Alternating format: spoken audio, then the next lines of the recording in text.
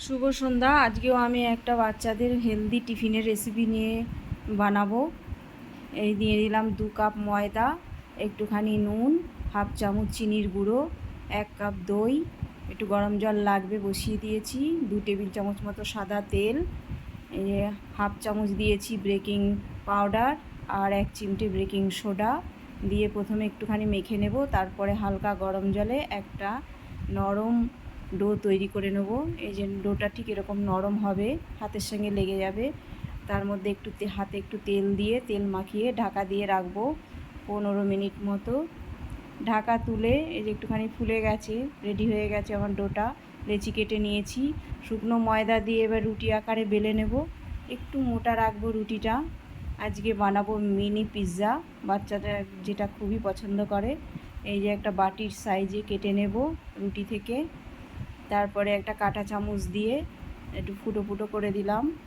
একটু ছিদ্র না করে দিলে পরে ফুলে যাবে লুচির মতো, সেজন্য একটু ছিদ্র করে দিতে হবে। প্যান বসিয়ে দিয়েছি, প্যানটা হালকা গরম হলে এগুলো একটু সেঁকে নেব 2 মিনিট মতো এপিট ওপিট করে।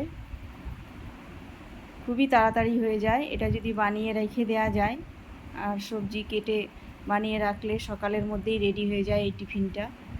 এই যে হয়ে গেল, আমি পরপর সব করে নিয়েছি। এতগুলো আমার লাগবে না, আমি আলাদা করে রেখে দিচ্ছি, পরে আমি আবার বানাবো। এটা নিয়ে নিয়েছি চপিং বোর্ড, ওর মধ্যে আমি সাজিয়ে নেব।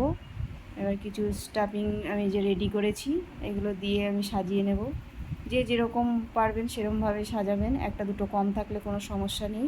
প্রথমে এই যে সস দিয়ে দিলাম, টমেটো সস দিলেও হবে, পিৎজা সসও দিলে হবে, যেটা থাকবে ঘরে দিয়ে দেবেন। প্রথমে এই যে চিজ দিয়ে দেবেন, মজারেলা চিজ দেবেন, আর না হলে এমনি প্লেন চিজ আমুলের থাকলে সেটা দিলেও হবে।